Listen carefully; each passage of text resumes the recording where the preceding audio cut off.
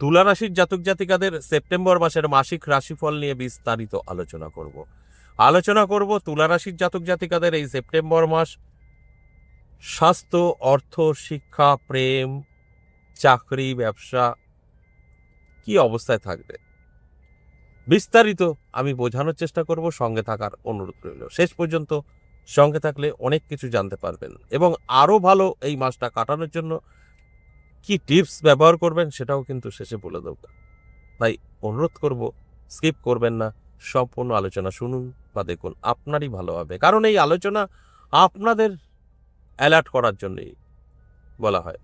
তাই সম্পূর্ণ শুনবেন, খারাপগুলো আপনার জীবন থেকে সরিয়ে ফেলতে পারবেন, ভালোগুলো অ্যাপ্লাই করে জীবনটা সুন্দরভাবে এগিয়ে নিয়ে যেতে পারবেন।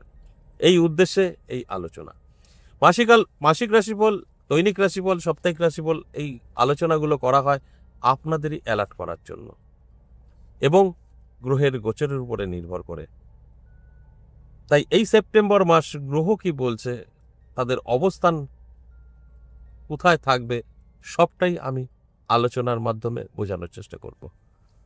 তারপর এক এক দিক আপনার নিয়ে আলোচনা করব।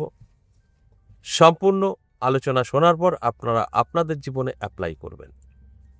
তারপরে গিয়ে আপনার জীবনের পরিবর্তন আসবে। যারা ভাবছেন কানে শুনে নেব, আমাদের ভালো কিছু বলছে, একদম মিলে যাবে, ভুল। কারণ কানে শুনলে আপনার জীবনের কোনো পরিবর্তন আসবে না। কানে শুনে আপনার জীবনে অ্যাপ্লাই করলে আপনার জীবনের পরিবর্তন আসবে। তাই আমি প্রত্যেকটা আলোচনায় আপনাদেরকে অ্যালার্ট করার জন্যই চেষ্টা করি। তাহলে আসুন, প্রথমেই আমরা দেখব এই যে সেপ্টেম্বর মাস, এই সেপ্টেম্বর মাস এই গ্রহদের অবস্থান কি আছে। তবে একটা কথা বলে নিই, এই সেপ্টেম্বর মাসে একাধিক কোনো রাজ্য কিন্তু নেই। তাই সেক্ষেত্রে একটা চ্যালেঞ্জের মাস। ভালো মন্দ নিয়ে চলবে, তার মধ্যে থেকে আমাদের জীবনে বেছে নিয়ে অ্যাপ্লাই করতে হবে। ভালোটা না খারাপটা, নিশ্চয়ই খারাপটা চাইবেন না, সেটা আপনার উপরে নির্ভর করবে। তাহলে আসুন প্রথমেই দেখি এই মাসে গ্রহরা কি অবস্থায় থাকছে। শুরুতেই যদি দেখি, চন্দ্র থাকবে মেষ রাশিতে, মঙ্গল থাকবে মিথুন রাশিতে, দেবগুরু বৃহস্পতি থাকবে কর্কট রাশিতে, রবি কেতু বুধ একত্রে থাকবে সিংহ রাশিতে, শুক্র থাকবে কন্যা রাশিতে, রাহু কুম্ভ রাশিতে, শনি বক্রী হয়ে মীন রাশিতে থাকবে। এর ফলে এই তুলা রাশির জাতক জাতিকাদের জীবনে কি পরিবর্তন ঘটবে সেটাই আলোচনার বিষয়। তাহলে কোন একটা রাজ্য সেটা বুঝতে পেরেছেন, সিংহ রাশিতে ত্রিগ্রহী রাজ্য তৈরি হবে। এই ত্রিগ্রহী রাজ্য কিছুটা শুভ ফল দেবে, আর কি শুভ ফল দেবে এবং নেগেটিভগুলো কতটা কাটতে পারে সবটাই কিন্তু আমি বলবো এবং বোঝানোর চেষ্টা করব।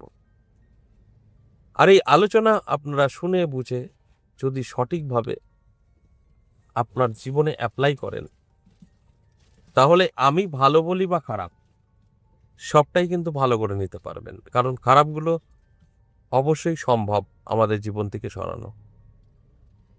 আলোচনা থাকবে, আলোচনা করব। তার আগে আমার সাথে কিভাবে যোগাযোগ করবেন সেই বিষয়টা একটু বলি। কারণ বহু সমস্যায় আছেন, এক একজন এক এক সমস্যায় আছেন, তাই এই সমস্যা থেকে বেরোতে পারছেন না।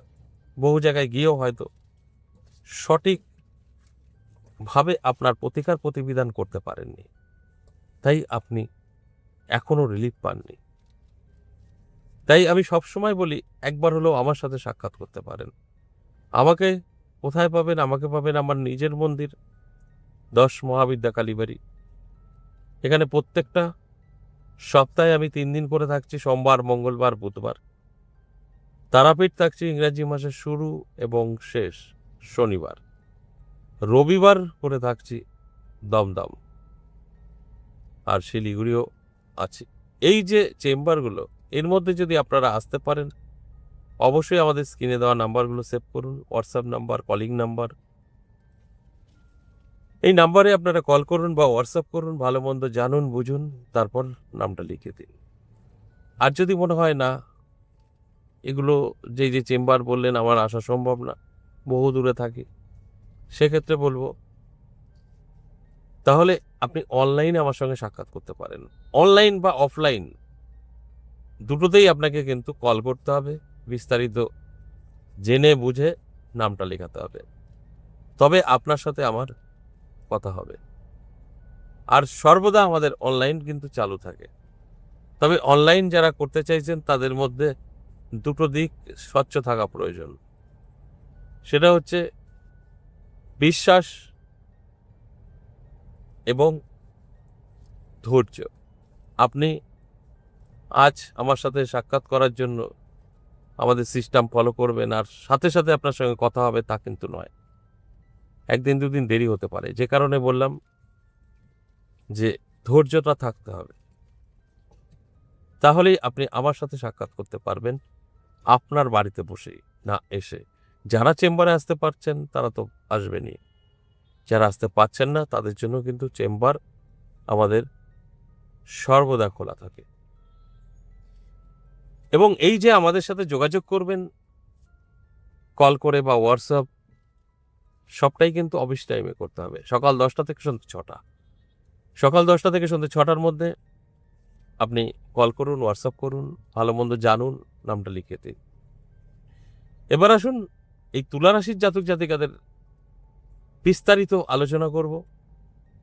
সেই আলোচনা থেকে অবশ্যই ভালো মন্দ এগুলো আপনার জীবনে অ্যাপ্লাই করবেন, 100% সফলতা। তাহলে প্রথমেই আমি আর্থিক দিক নিয়ে আলোচনা করব। আর্থিক দিক কিন্তু যথেষ্ট ভালো থাকবে, ইনকাম কিছু হলেও বাড়বে, ব্যবসা করছেন ঠিকঠাক চলবে। আর বেকারদের জন্য বলবো, বেকারদের জন্য কিন্তু খুব একটা ভালো সময় আসবে না, বেকারদের আরও স্ট্রাগল করতে হবে। তবে নিজে যদি কিছু করা যায় সেই ক্ষেত্রে কিন্তু এই মাস শুভ। তবে চাকরির জন্য বসে থাকলে সেটা সঠিক কিন্তু হবে না। স্বাস্থ্য ভালো থাকবে, স্বাস্থ্য নিয়ে কোনো দুশ্চিন্তার কারণ নেই, শরীর স্বাস্থ্য যথেষ্ট ভালো থাকছে। তবে ভালো আছে বলে চুপচাপ থাকা যাবে না, শরীরের যত্ন নিন, রিচ খাবার থেকে দূরে থাকুন, তাহলে আরও ভালো থাকাটা কিন্তু সম্ভব হবে।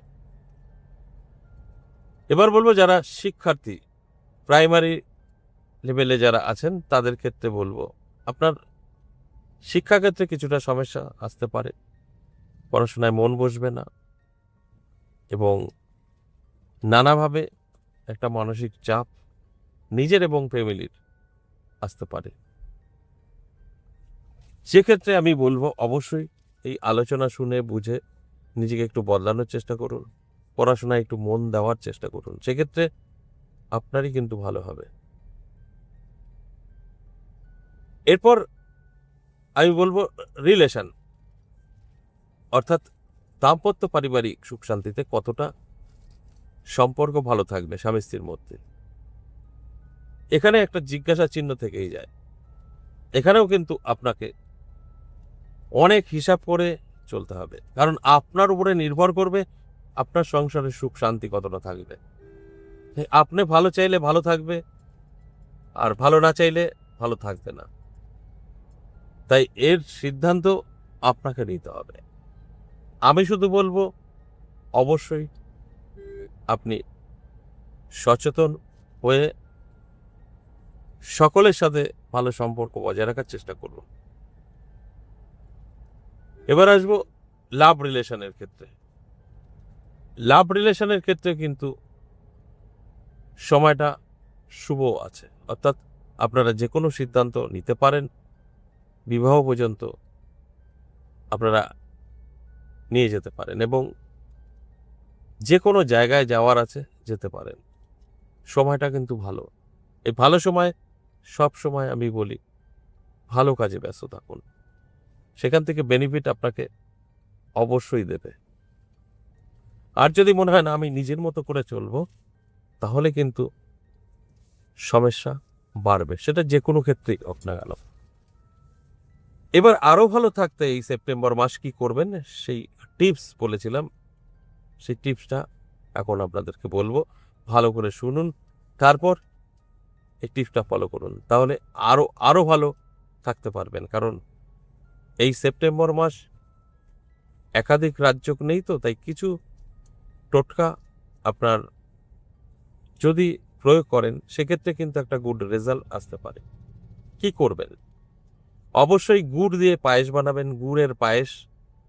এই গুড়ের পায়েসটা আপনি কোনো গরু, সেটা ছোট হতে পারে, বড় হতে পারে, বা কুকুর, এই দুজনের যে কোনো একটি পশুকে খাইয়ে দেবেন। এটা এই মাসে একবার বা দুবার করুন, দেখুন আপনার নানা রকম বাধা বিঘ্ন কিন্তু কেটে যাবে। আজ এ পর্যন্তই, আবারও আসবো নেক্সট ভিডিও নিয়ে। ততক্ষণ ভালো থাকুন।